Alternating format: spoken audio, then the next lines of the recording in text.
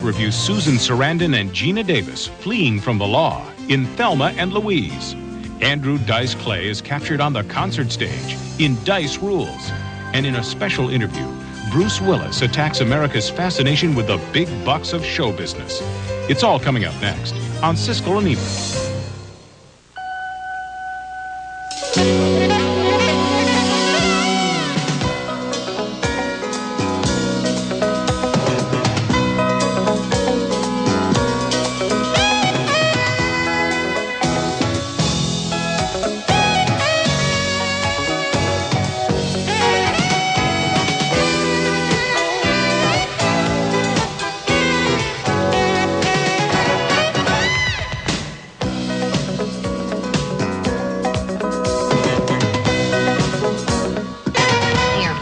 Take this map. I need you to find all the secondary roads to Mexico from Oklahoma City. I think we should stay off the interstate. We're too conspicuous. Susan Sarandon and Geena Davis star in a rare woman's road picture. Two women for a change finding themselves as they cross the country in Thelma and Louise.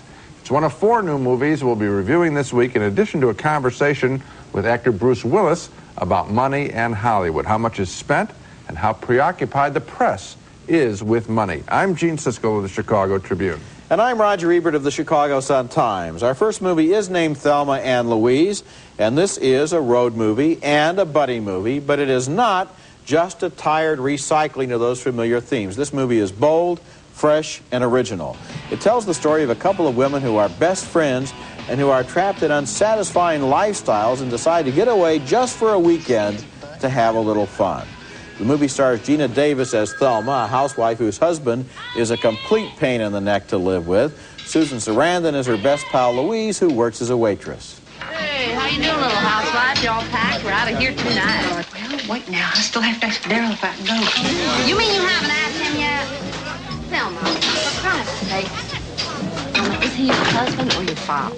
Once they're off on their own, they stop in a bar for a few drinks, and Thelma begins to glow with her newfound freedom. You said Jimmy was going to get out of town and for once just really let our hair down. Well, darling, look out, because my hair is coming down. But then tragedy strikes when a drunk tries to rape Thelma in the parking lot and unexpectedly winds up dead. Suddenly, these two fun women start thinking of themselves as fugitives from the law. They're on the run. Look, Thelma, you just got to stop talking to people. You got to stop being so open. We're fugitives now. Right? Let's start behaving like that. You're right. Thank you. A man was shot. And we have some witnesses that saw a 1966 T-Bird convertible leaving the scene. That is Harvey Keitel, as a cop who understands what these women are up against and would like to help them before their troubles snowball. But the two women are afraid to turn themselves in, and they drift into an outlaw culture. Well, now, I've always believed that done properly, armed robbery doesn't have to be a totally unpleasant experience. The movie turns into a chase.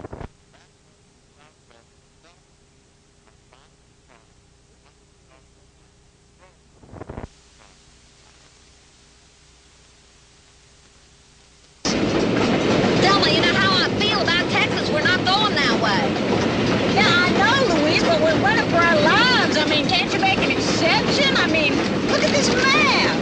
The only thing between Oklahoma and Mexico is Texas. Look. I really got into this movie and into the characters of those two women who are played with great energy and humor and conviction by Susan Sarandon and Geena Davis.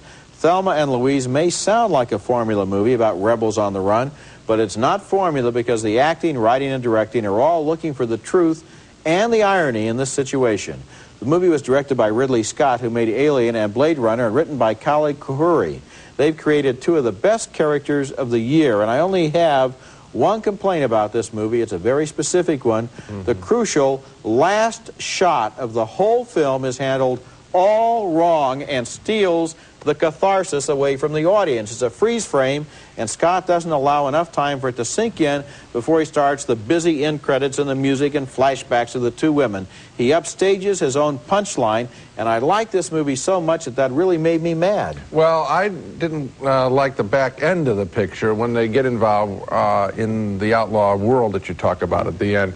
That's when I felt that the picture did get a little bit formula with an action scene. And the other thing is that I happen to think that Susan Sarandon's character and her performance is a whole lot more interesting than Geena Davis. Oh, I don't think so. Well, that's the way the picture split for me. So in those two ways, I think the picture is a little more formula than you're giving it credit for. Well, I think Geena Davis and Susan Sarandon both played very plausible, original characters. I could believe that these women existed, that they were friends, and that they developed the way that the movie shows them. For me, Geena Davis is a little bit of the kooky character that we associate her playing with all the time, and Sarandon seemed just a little bit more not so flashy. So you liked the movie, you didn't like the movie? I like parts of the movie. I'm going down, reluctantly. Going down. Because I felt that that's the direction of the picture. Okay, our next film is called Hangin' with the Homeboys, the story of one long day and night in the lives of four friends from the South Bronx, and some of their adventures are funny and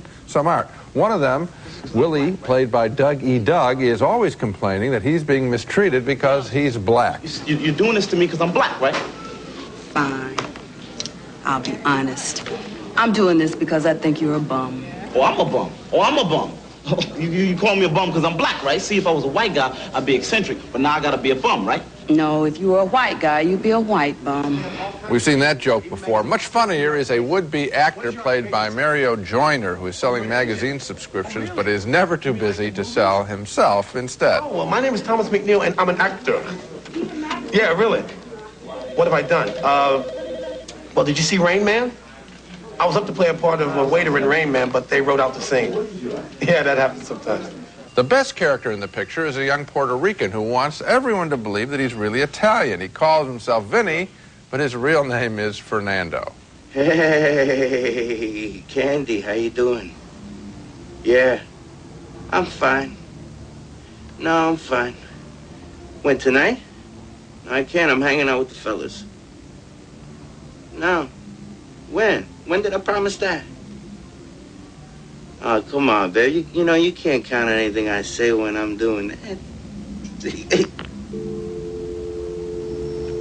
Hello? That's a good character. The introductory scenes for these characters, however, are a whole lot funnier and better thought out than the rest of the movie, which is just a collection of scenes and not really a fully evolving script. A lot of promise here by writer-director Joseph B. Vasquez, and I suspect his next film, which might take these caliber of characters through a better story, his next film, I think, might be really good. You know, I didn't mind the fact that there wasn't a really rigid story to lead these characters through, because it's not about a story. It's about a day and a night and some time in the lives of these people who are hanging out. Right. And that's what I liked about the film. So often in the movies, we get black and Puerto Rican characters portrayed in a real violent sort of way, as if the only existence for young men in that category would be as criminals and so forth.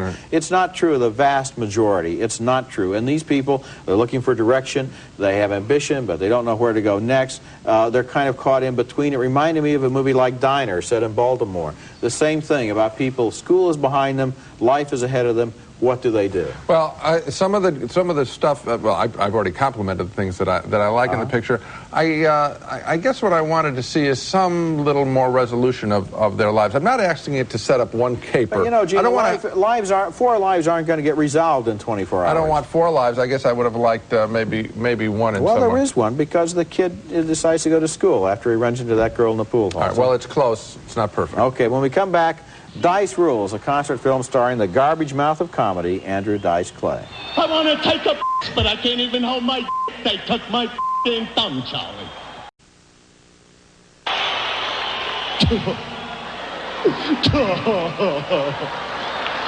Listen to this, you're going to die, I swear you're going to crack up, right? The guy isn't even a good mimic, and that's one of the few moments that can be shown on television from Dice Rules, a documentary about a concert given by comedian Andrew Dice Clay last year at Madison Square Garden. The release of this film was held up because of concern about some of the language and images that Clay uses, and I wish they'd held it up a lot longer, in fact, maybe forever, because this was one of the most unpleasant and depressing experiences I've ever had at the movies. Andrew Dice Clay has made a career out of ridiculing people who belong to any minority, especially women and the physically disabled. Rule number 4. Remember, there are ladies present. Look at this, eh? Give me a little cleavage, baby. Let me see what you got there. All right. Rule number 3. No obscene gestures. Hey, that's it. Give me the finger, pal. That's it. That's what I like to see you. Rule number 2. If you can't say something nice, don't say anything at all. How come there's no parking for midgets? You ever notice that? And those scenes come from the coming attractions for the movie. I guess the studio found it difficult to find very many stretches of this film of any length that didn't have so many four-letter words in them that if you beeped them for television, it would sound like he was dialing a touch-tone phone up there. There was not a genuine laugh in this entire movie, and the reason for that, I think, is that Andrew Dice Clay is not able to laugh at himself. He doesn't see the joke in a guy who is ignorant, intolerant, foul-mouthed, and prejudiced. Watching this film, I had a deeper appreciation of comedians like Lenny Bruce, Richard Pryor, George Carlin, and Sandra Bernhard, who deal with some of the same dangerous material, but who are smart and funny, and not simply exploiting words to provide knee-jerk reactions for jerks. Well, I didn't like the film at all, and there were long stretches at the screening where we were watching where it was ultra-silent, like something had died in the room. Yeah. I mean, that's the only way I can communicate what it's like to be in the presence of the film. But I'm going to be fair to the guy. I did laugh twice. He probably attempts 300-400 jokes. I laughed at 2 out of that. One involving too many parking spaces for the disabled. He says, you know, there's one joke I thought that was funny. Is he says, like at 3 o'clock, they all got to get new Nike sneakers. You know, I mean, I thought that was amusing. There's another one about the mock piety and shock of seeing a woman's garter at a wedding that I thought was amusing. Now, okay, if he could write more jokes like that, the guy could have a... If he could write more jokes like that, though, he wouldn't be successful. Exactly, because he's selling... I think people filled up Madison Square Garden 2 different nights in a row to hear a guy talk the way he talks. Absolutely. And I don't want to know people who want to hear guys like that. All right. I didn't like it because ultimately the bottom line is I don't think he's really funny. No. And he has one note and hammers it about what he's going to do to women, how he's going to trash them. And... it's real boring. You got it. Real boring. You got it. Coming up next, a runaway girl becomes a trick writer in a Wild West show, and Wild Hearts Can't Be Broken. I'm not going to leave until you give me a job.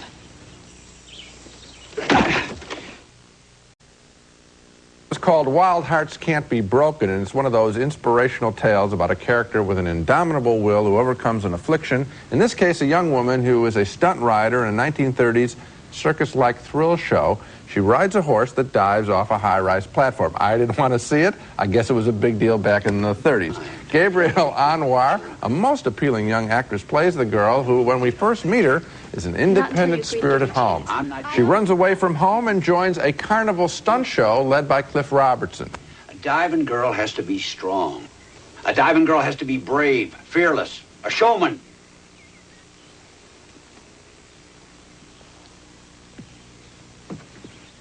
Now, there is a diving girl. You gotta have more. You gotta have more than what you got. Well, I'll get it. Hey, Snore, when he passes, I want you to grab a hold of the harness and pull yourself on. Eventually, she gets the job she dreams of, diving horses. That's Michael Scheffling as Cliff Robertson's son, who is attracted to the heroine. But one of her dives hurts her eyes, eventually blinding her. Naturally, she perseveres and lives to dive again. Now, there's nothing wrong, of course, about these kinds of stories. They can be inspirational, except that the bad ones often build up an interesting character just to lose them in the mechanics of the plot. Here it's a case of a fresh young female character being tossed aside in favor of that final dive, and bang, the movie's over. And I sat there saying, what happened to the character? I wanted more of her. Just don't have her on a teeter-totter, blind, healed, you know, Yeah, end of movie. I know what you're talking about. Gabrielle Anwar is the actress's name, good. and she is very fresh. Yes. And you said she was appealing. She has a wonderful natural quality on the screen. Open, confident, good energy. Yeah. I liked her. I'd like to see her in other movies. I felt in this film the plot was so manipulative. Yeah. I was sitting there calling everything. I mean, Yes, you when did. you, Yeah, when did. when you get a development at one point, you know that something else is going to happen. Cliff Robertson looks a little pale. Well, that we know what's going to We happen. know what's going to happen next. Yeah. And then, of course, the rest of the movie is just as predictable. And so I felt as if the characters and all of their spontaneity were all trapped at the service of this very manipulative plot about whether she'll get back on this horse again. And what do you think the odds are that she will? Yeah. When we come back, an interview with one of Hollywood's biggest box office attractions, Bruce Willis, who complains about the world's preoccupation with the box office. In the last 5 years, it has become a very popular thing to talk about. I still don't think it's anyone's business. When the history of the movies in the 80s and maybe the 90s is written, the big story, I'm afraid, will be Hollywood's preoccupation with money and also the media's preoccupation with money, with alleged journalists preferring to talk about box office grosses rather than the quality of the movies. It turns out an actor who shares this complaint is, oddly enough, one of the very biggest money-making stars around right now, die-hard superstar Bruce Willis.